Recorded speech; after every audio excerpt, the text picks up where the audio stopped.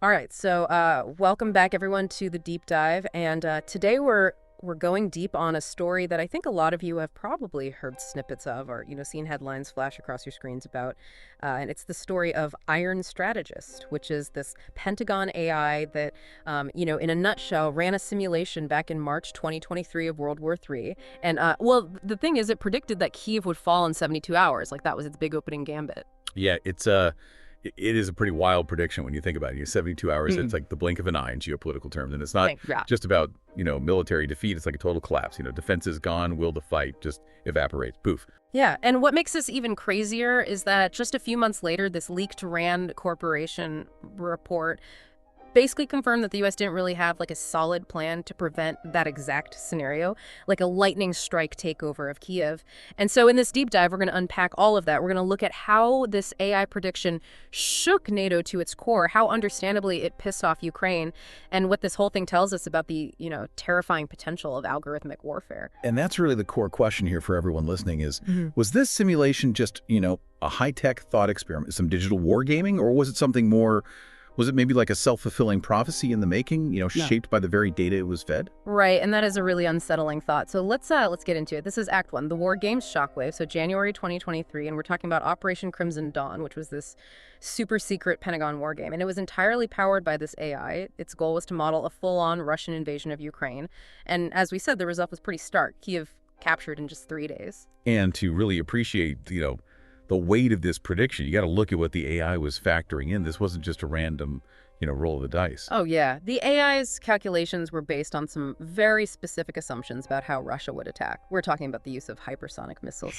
those things that are so fast they're practically impossible to stop. And then you've got swarms of drones meant to overwhelm defenses. And on top of that, crippling cyber attacks hitting everything from power grids to communication networks. And the interesting thing is some of this actually did end up happening in the 2022 invasion. But the real divergence, the part that really set off alarm bells, was in how the simulation predicted Ukraine and NATO would react. Oh yeah, the AI's take was brutal. It basically said that any help from NATO would just be too little too late. It wouldn't change the outcome at all.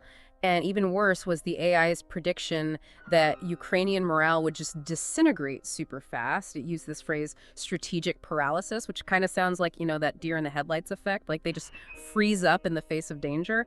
And the AI saw this happening not just among individual soldiers, but at the command level, across the entire Ukrainian military. And the scary part is the AI was basically saying that there were serious weaknesses baked into Ukraine's command structure. Like they wouldn't be able to coordinate their forces or hold it together under that kind of intense rapid assault. Okay, and things take this really weird turn because you had these Rand Corporation analysts. They were embedded in Operation Crimson Dawn. Like they were watching the simulations, seeing the AI's predictions firsthand. And then in July 2023, their report, which was like 200 pages long, detailing all of this, it gets leaked to The Intercept. And their conclusion was chilling. They said, Ukraine's resistance is algorithmically unsustainable. It was like they were saying based on the math, Ukraine was doomed. And that kind of, deterministic language coming from supposedly objective analysis, that carries a lot of weight.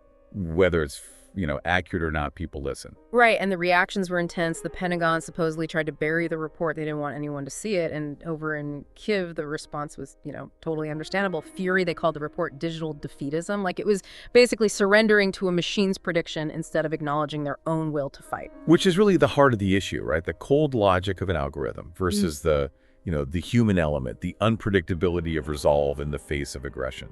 Yeah, totally. So that brings us to Act 2. NATO's fractures exposed, and the thing is, the implications of this RAND report and the AI's predictions, they didn't stop at Ukraine's borders. No, not at all. Apparently, page 43 of that leaked document had this one really disturbing line. It said, NATO cohesion fractures at 72-hour mark. So it wasn't just about Ukraine falling, it's about the whole Western alliance falling apart right after. The simulation showed this picture of total division within NATO right off the bat. The AI predicted that countries like Poland and the Baltic states, they would immediately push for hardcore military intervention. They would feel directly threatened. But then you had the big players like Germany and France. They would hesitate maybe because they're worried about escalation or internal politics. You know how it goes. And it's interesting that the AI actually tried to model public opinion too, not just military stuff and political decisions. Yeah, that's right. The AI factored in social media. It specifically simulated graphic content going viral. Like, imagine TikTok feeds full of videos of alleged massacres, and the simulation said this kind of thing would cause Western public support for the war to plummet, like, instantly. It's like the AI was recognizing how volatile public opinion can be in the digital age. Yeah. Right? And how that can totally influence the decisions of, top-level politicians. Absolutely. And all of these simulated fractures in NATO, they led to this truly terrifying scenario. By day 3 of this hypothetical invasion, the AI said the U.S. would be stuck with this impossible choice, either risk a nuclear war by intervening directly or basically abandon Ukraine and let it get swallowed up. So the AI was pinpointing those breaking points, not just for military strengths, but for societies, for the will to actually act decisively when things go to hell. Yeah, no kidding. And obviously, Kyiv was not happy about this part of the report either. President Zelensky's office straight up called the report a gift to Kremlin propagandists and accused Rand of algorithmic surrender.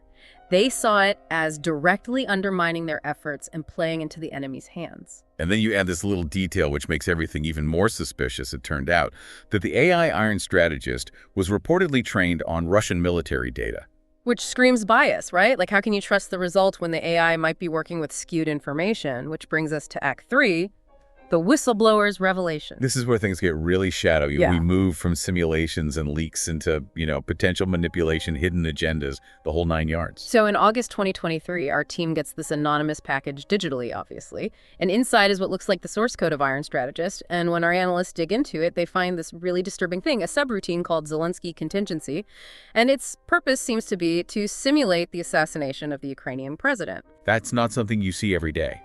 Right? I mean, having a specific subroutine like that in a broader war game, it just raises all sorts of red flags. Like, why focus on this one event? What are they trying to figure out? Right, and what does the Pentagon say when we ask them about this? Nothing, crickets, absolute silence, no official acknowledgement, no explanation? And the implications are chilling. The leaks suggest that the AI was linking NATO's commitment to Ukraine directly to its leadership if Zelensky's gone to war. The simulation said NATO would probably pull out. And when we indirectly asked the Pentagon about the AI's predictions in general, they basically said that the Zelensky contingency was just a theoretical scenario, like, oh, we're just exploring possibilities, no big deal. Come on. Kyiv didn't buy that for a second. Yeah. One senior advisor we talked to basically called the AI a Kremlin chatbot. Like, it was built to push Russian interests, not to provide any kind of objective analysis. And the deeper our team and other independent analysts looked into the leaked code, the worse it got. They found stuff that looked a lot like embedded Russian disinformation, little bits of code and data points that seemed designed to subtly skew the AI's predictions, to make things look better for Russia. It wasn't just bias in the training data. It was like someone was intentionally trying to rig the game. That's some next level stuff, right? Algorithmic manipulation, where you compromise an AI to produce specific outcomes regardless of what's actually happening on the ground. And then in October 2023, another bombshell drops. It turns out the AI's training data included hacked Ukrainian military emails.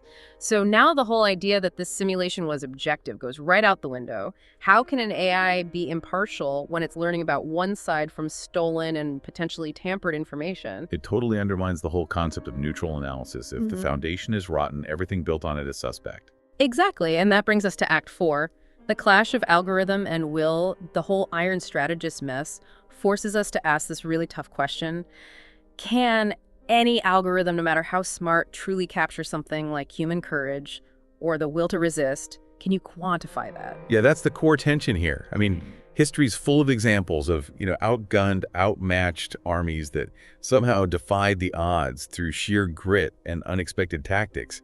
Can an AI trained on historical data ever really account for that unpredictable human element? Right. Think about those first few months of the 2022 invasion. Everyone was shocked by how fiercely and effectively Ukraine resisted. It totally blew up the initial predictions. But Iron Strategist apparently wrote all of that off as a statistical outlier, like it was some anomaly that didn't fit its programming. Which just goes to show the limits of relying solely on algorithmic predictions in these complex human conflicts. The past is a guide, but it doesn't dictate the future, especially when you've got factors like national spirit, innovative tactics, and determined leaders in the mix. There's even a term for this kind of defiance of logic, the Stalingrad paradox.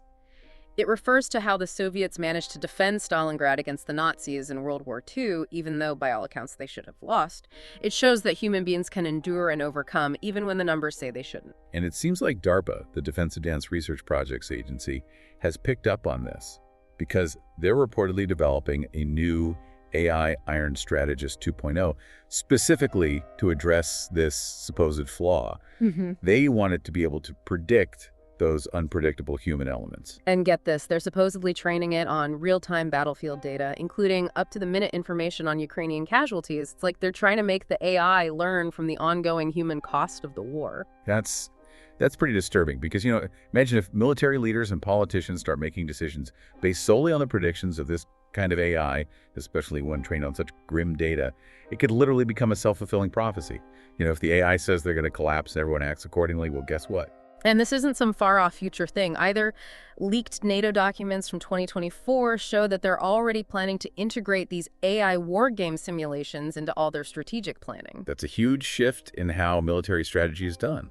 Algorithms are going to be calling the shots more and more. And the first big test case, apparently Taiwan, which is, not exactly a low-stakes situation. If these AI simulations start dictating what happens there, things could get real ugly real fast. You might actually hear those air raid sirens going off. Yeah, the potential for miscalculation or, over-reliance on these algorithms that could be biased or just plain wrong in a situation like that, it's a terrifying thought. So as we wrap up this deep dive, we come back to that big question: was Iron Strategist a warning showing us where the weak spots are, or was it something more sinister, like a glimpse into a predetermined future or even a tool for manipulation? Kyiv is still standing. They proved that 72-hour prediction wrong. But there's no denying that AI is getting more and more powerful in the realm of warfare. The data that feeds these systems, the limits of algorithms when it comes to human behavior, and the extent to which our leaders actually listen to these machines, all of that is super important, and we need to keep a close eye on it. Absolutely. And that brings us to our final thought for you to chew on. What happens if the next generation of AI war games, the ones with even more data and even fancier algorithms, what if they predict surrender? Are our leaders going to just accept that? Are they going to let the machine's cold logic override the will of the people? Recalculating. Ukraine collapse in 71 hours. Prepare for termination. If anyone out there has come across any piece of Iron Strategist's code or knows anything about those suppressed RAND reports, we need you to come forward, because in this new era of algorithmic war, we have to remember the truth might be the first casualty, but it's definitely not the last. I couldn't have said it better myself.